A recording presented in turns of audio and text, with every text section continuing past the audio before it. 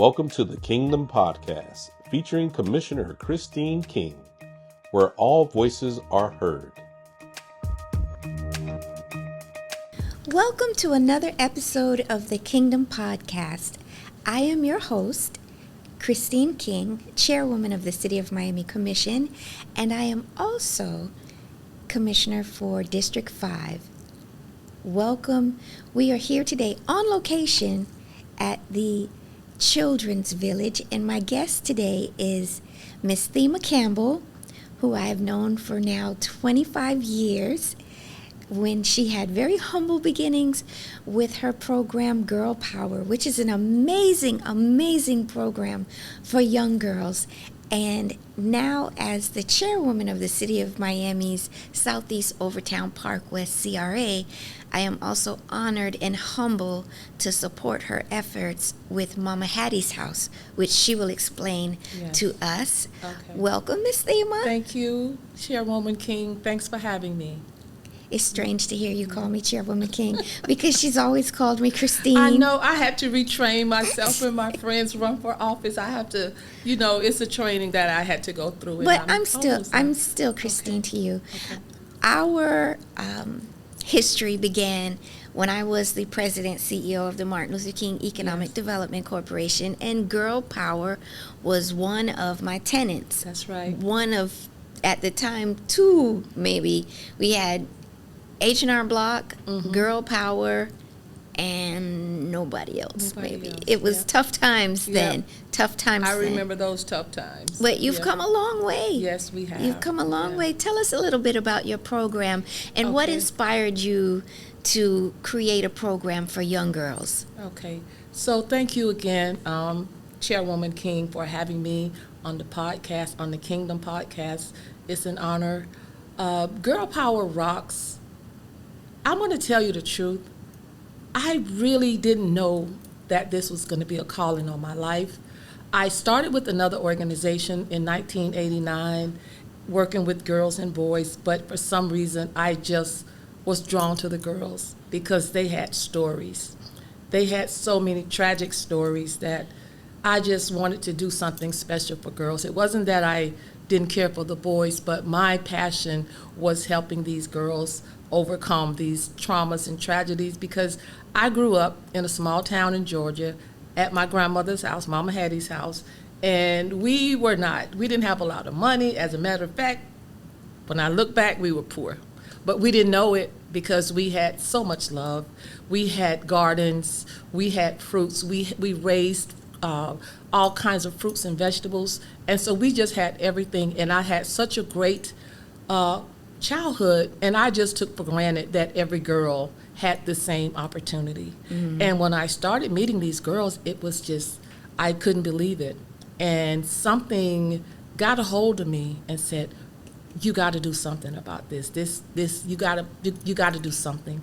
And so I left Concerned African Women, where I started. I was the founder of that organization, and I branched out into Girl Power, and it's been wonderful. It's been challenging. We got a lot of no's. We got a lot more no's than we got yeses. It was an uphill battle, but let me tell you, every step of the way, it was worth it. Because when those girls walked in that door, I knew that I had something that my grandmother and my mom and my mother had instilled in me that I could share with them, and that I could make their lives a little bit better. Of course, we needed partners, we needed money, we needed a lot of things. We needed mental health counseling for them, but I knew that someone had to push that. I knew that someone had to lead it and carry the mantle, and I felt like God had placed that on me. So, it was a calling on my life.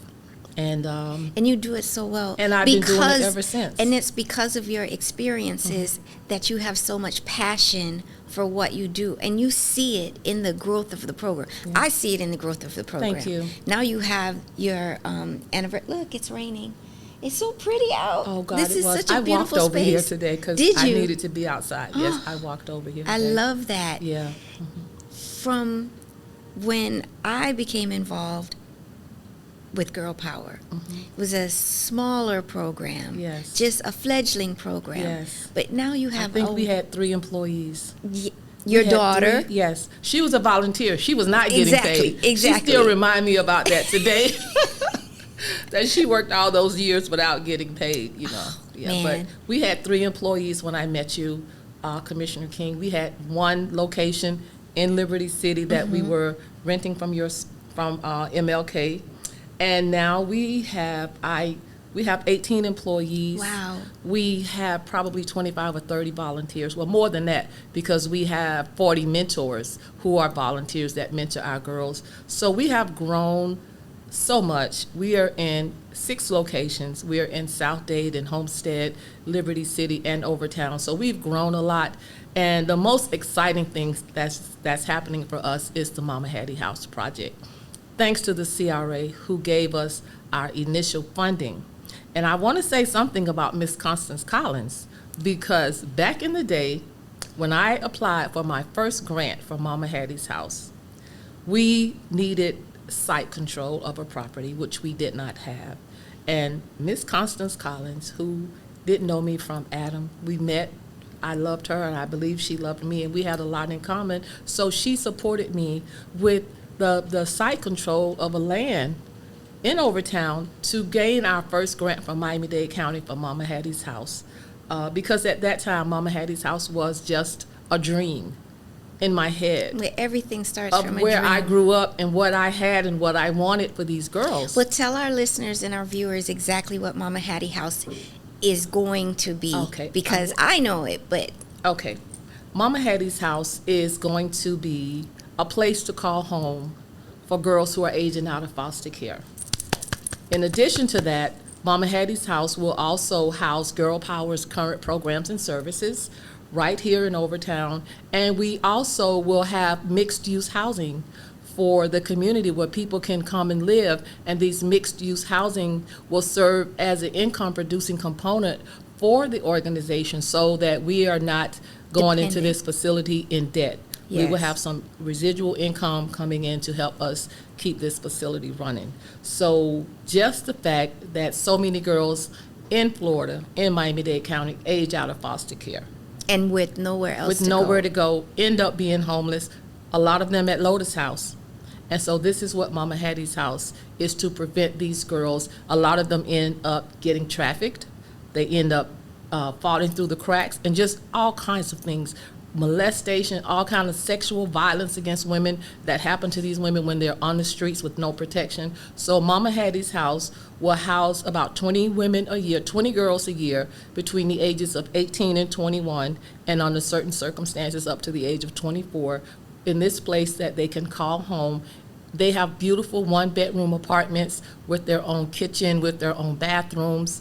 When we were thinking about building this facility, we wanted to know what these girls who had aged out of foster care wanted.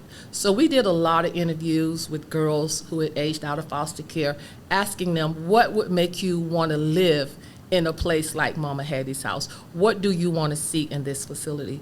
And one of the things that they told us was, we want good food. That was one of the first things. We want good food. We want a place where our belongings will be safe, where we're not going to come back. And we want a door of our own. We want to be able to close the door to our own apartment. We want a place to live that we can call our own. So we were very careful and very intentional about designing this facility, and I can't wait until we break ground in first quarter of 2026. We have partnered with the Housing Trust Group, Mr. Brian Finney and the Housing Trust Group, and they have come on as our developers. And we have practically, I think it's a $40 million project now, Commissioner King. When we first started out, this was a $20 million project, and now it's a $40 million project, and it's practically funded. I think we need $3 million more Oh, wow. for this project. I'm so proud to be one of the first funders. Thank you. I am so proud to be Yes. one of the first funders because I understand, in foster care, you age out, and I don't know what they expect. You age out of foster care, you're 18 years old, you're still a child. Yeah, You're still a child, but with Mama Hattie's House, you're providing an opportunity for them to go to college. yes.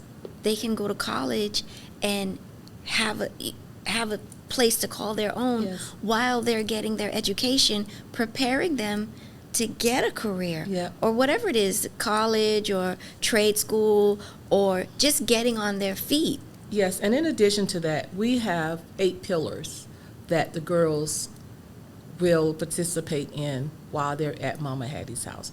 Financial management, sexual health, how to take care of a home, mental health counseling. A lot of these girls have been through all kinds of trauma, no mental health counseling. So there's some pillars that we have in place that's going to support them while they're at this facility. They can live there up to 2 years. Some of them may be a little longer, depending on the circumstances, but they can live in this facility for up to 2 years. We hope we can, recycle them and get them ready to live on their own before that. But we know that some of them, it may take a bit longer based on their trauma and based on where they are and if they can live independently after they leave. We have a 1-bedroom apartment at Mama Hattie's house for a house parent or a house mentor who will be there. We will have somebody there 24 hours to serve as a mother figure, as a mentor figure for these girls because they need people to talk to. There's mental health therapists on staff and on standby because they all have been through trauma again and they need this hand-holding sort of thing. And so we're just very proud that we have these partners who come up, who stepped up to the plate to help us prepare and get this facility ready for these girls to move in. And I'm just really excited and very happy. Well, thank God for Mama Hattie. Listen. Thank God for your grandma. My grandma, let me tell you, my grandma didn't play. I wish I was as tough as my grandma because she was tough. She was loving. Her home was a very small home. When I was a kid, I thought it was a big house, but when I became an adult and I went home to Georgia, where I'm from, and I saw this little house, I was like, oh my God, how did we all fit in this house? I had the same experience as I became an adult with my mom's house. I thought our backyard was like acres. No, it's not, but it was huge to a child. It was huge. It was huge to a child, and same thing you said. Yeah. We were poor, but I didn't know we were poor until I became an adult. We were clean. We had food. Yes. And clothes, but the most we had was love. My mom gave us love. And we she had a took care big of support system. We did. My mom didn't. She didn't have We had a big huge support system. I had uncles. I had 5 brothers. Nobody would mess with us because we had 5 brothers who would beat up anybody that bothered their sisters. So we had all of this support around us. And I just took it for granted that everybody had the same upbringing until I moved to Florida. And I started meeting these girls, and I started hearing their stories, and I said, my God. But much like what Miss Constance is doing with the Lotus Village and the Lotus House, what you're doing is God's work. And that's why no matter what obstacle comes your way, there's a path forward. The obstacle is the way. You move in spite of these obstacles, and you've created a wonderful program for girls, and I'm witness to it. Thank you. I'm witness Thank to you, it over the Chairwoman. years, and it's astounding what you're doing. The summer camp that you have, and the ceremony, the end of summer ceremony where I still get chills when I think about the little girl that she belted out her speech, and I was like, wow. Yeah.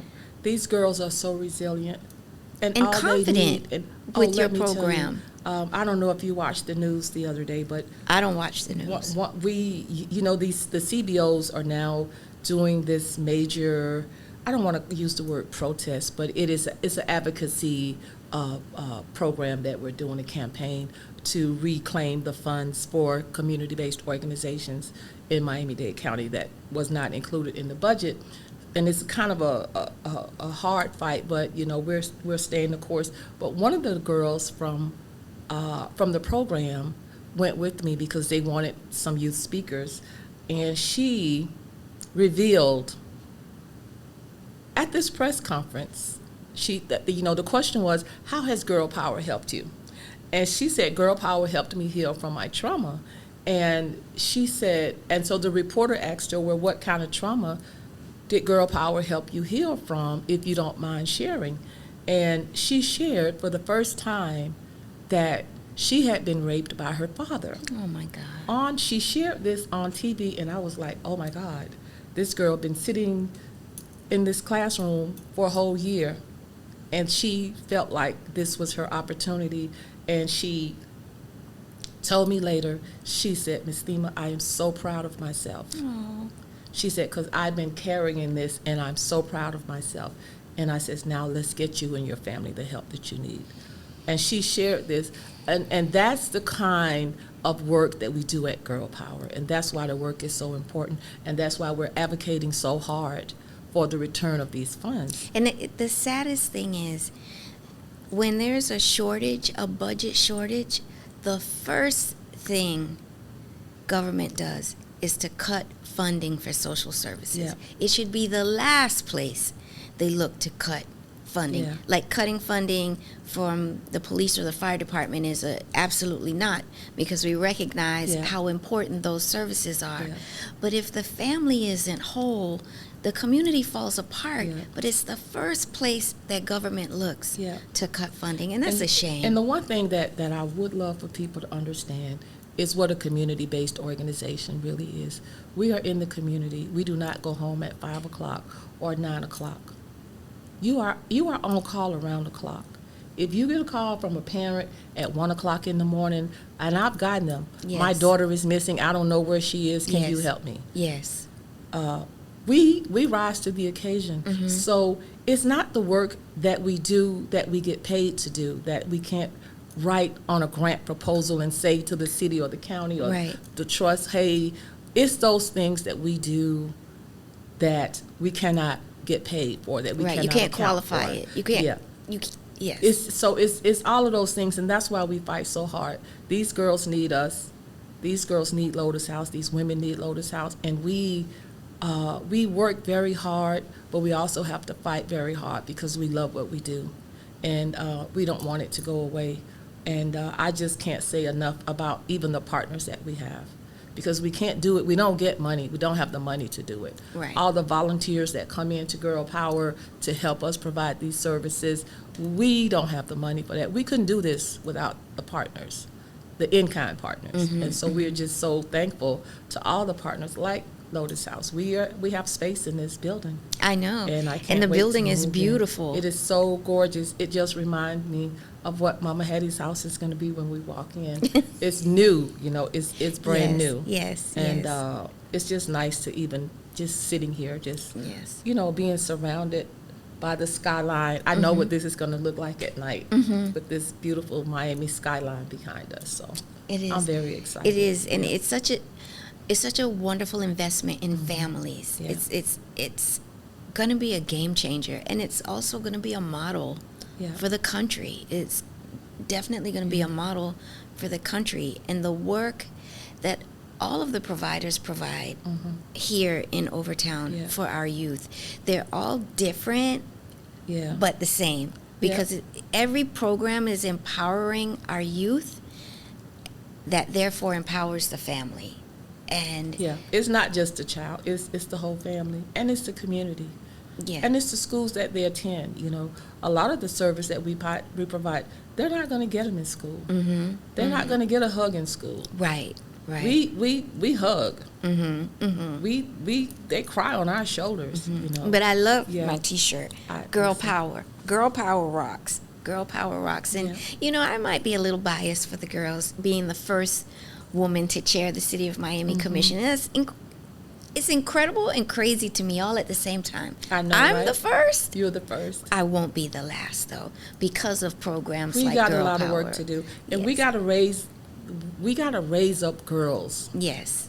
And that's why I always love it when you come to Girl Power, because you look a lot younger than what you are, so you look close in age to them, and they are in awe of you. So we try to bring women in so that they can see there's this possibility for you. Right. And that's exactly the hope.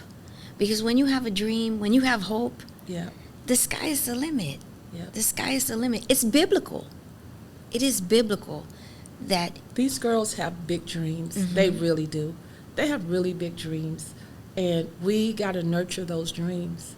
And we got to help those dreams come true for these girls, because a lot of times they have these dreams and the dreams just die because there's no one there to nurture their dreams. Yes. When I listen to them, when I look at them, when I see how resilient they are, even though they've been molested, even though they've been abused, they show up every day. Their hair look good. I mean, they are just, they are just resilient, and they keep showing up.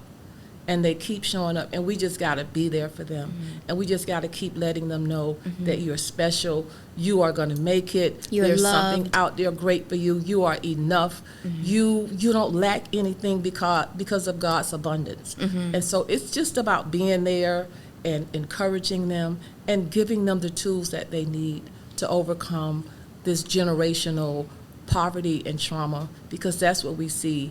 The little girl that shared that she had been raped by her father.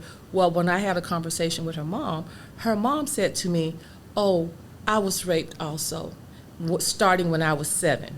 So she had been raped several times, and it just gets passed on, and we have to break those cycles. We have to break those cycles. And so that's what girl power is all about. That's what Mama Hattie's house is all about. That's what Lotus house is all about. And I feel fortunate that God called me to do this work. And they have such sweet spirits too, Yeah. because I've been around the Yeah. girls, and they do, and they're so respectful and so humble.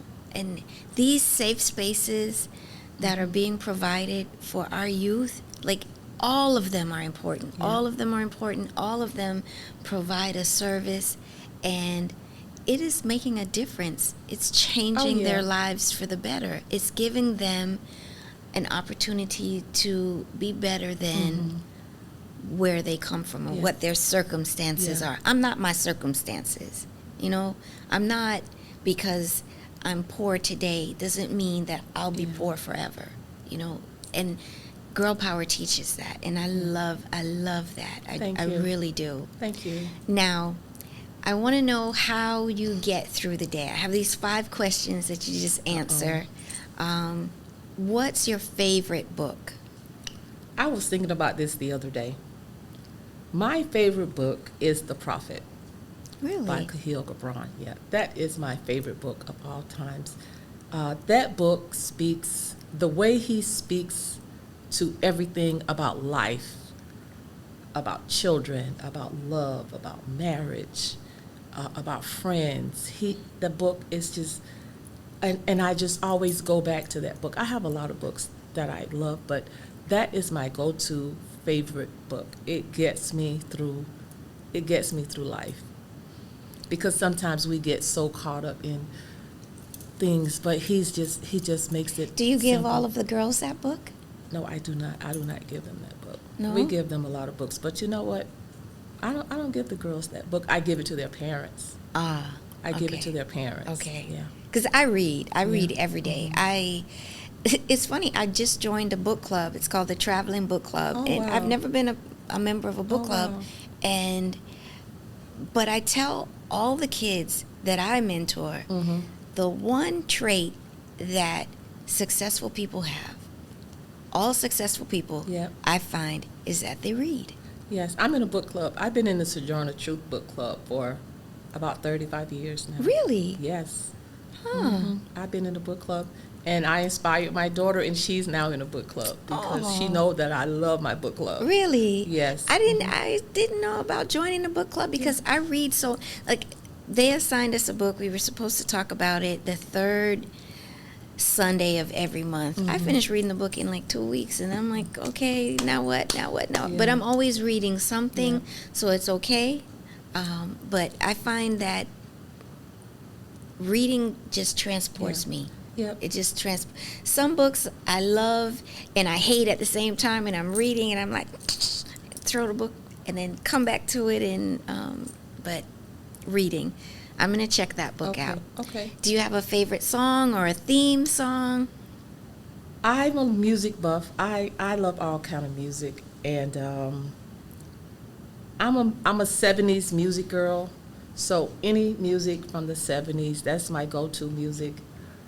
anything Gladys Knight, Aretha Franklin, The Temptations, Stevie Wonder. I'm just into music, into my 70s music. I love other music too, but I always go back to the music of the 70s. There was something about that era of music. Yes.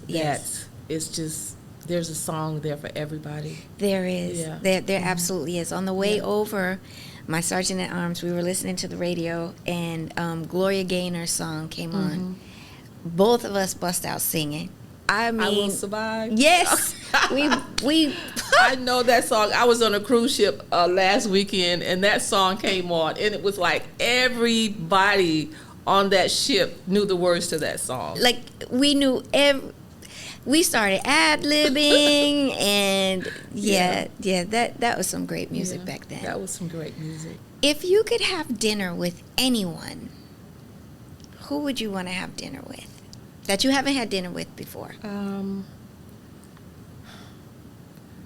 I you know what, that's a tough question, and don't get mad at me when I say this, but I want to have dinner. I want to talk to Will Smith.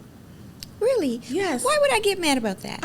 Because he slapped Chris Rock. I don't know. People still mad at him, but I want to talk to Will Smith because I've watched this kid over. We watched him grow up, and when the slap came, I was like, man, what's wrong with you? But when you watch the other areas of his life and his podcast and the other things that he's done, I didn't know he had a podcast. Yeah, he has a podcast. It was a series. Really? And what he did was he went to faraway places that no one had visited. And I watched, I think it was like 6 or 8 of those series. But I would love to talk to Will Smith. That was just a horrible situation. It was a horrible situation. But I don't believe that you should put your hands on another human being because they said something. I just don't believe that you should do that, no matter whatever they said. And we see that kind of violence today. We saw the violence just recently with the young man that got shot, which is just horrible because of speech. Listen, we see it every day in our girls because these girls, they will fight at the drop of a dime. If you disrespect them, it's a fight. And so that's one of the things that we struggle with them is teaching them how to resolve conflicts, how to talk it out, how to talk about it. And it's very hard sometimes. And what I learned is, what is the story? What's the backstory?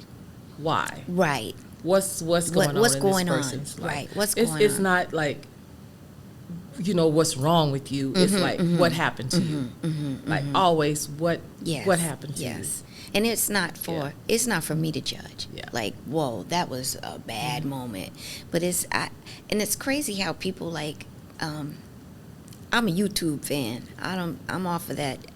Although I have social media, I'm not looking at Instagram. My staff posts there. I've never posted anything. I don't post either. I don't understand how people, like, they sit there and they look at these posts. I don't know where they find the time. And then they're responding, and you're making, didn't your mama teach you if you don't have anything nice to say, don't say anything at all? Who cares, that you make this rude comment? Who cares? Who are you? Yeah. But we're out of control. Yeah, that's a whole different story. Yeah, that's a whole different story. And that's why a lot of us are not on it, and I don't do it because it's... and my social media, it's really to inform the community of the things that we're doing on behalf of the community. You're not going to see me doing a selfie. You're definitely not going to see me on vacation because it's none of your business. That kind of thing. I'm not sure. I was on a really wonderful vacation, and I told all of my friends, you better not post not one photo of me on my vacation because it's nobody's business. Exactly. I'm here to relax and have fun. I got a crazy week coming up because I just got back last Saturday. Oh, wow. And I just don't enjoy posting and showing people what I'm eating. And it's not real because people just show their highlights. They don't show the real. You're going to get some backlash about that because people don't like when you say that because a lot of people post everything they do. And I don't know if they're making money. I was told they're making money from doing that. Some people got a lot of followers and they make money. So maybe it's a business for some people. Okay. Yeah, it's a business for not some knocking people. what Yeah. not knocking anybody's hustle, but it's just not. Yes. It's just not for me. And on my YouTube, like I learned stuff on. I learned how to do my hair. I learned how to recaulk my bathtub. I love YouTube. I love YouTube. I learned how to crochet on YouTube. I love YouTube. I learned how to cook new things on YouTube. There you go. So YouTube is my Yes. social media. Okay, what's my last question? Well, you just said that you came off of a cruise. What do you do to relax? How do you Okay. enjoy yourself? I don't get to do it a lot. I wish I had more time for myself. But when I go home and I close my door, I want silence. I don't want to talk to anybody. I talk all day for a living. And when I was on my cruise, and my friends would say, "Oh, she won Girl Power. Oh, tell them about it." I'm like, "No, I will not. I would not talk to anybody about Girl Power on this cruise because I didn't come to this cruise for that. I don't want to hear about Girl Power until I get back on land." Mm-hmm. So what I do is I like to garden. Mm-hmm. I Oh. do that. I love my plants.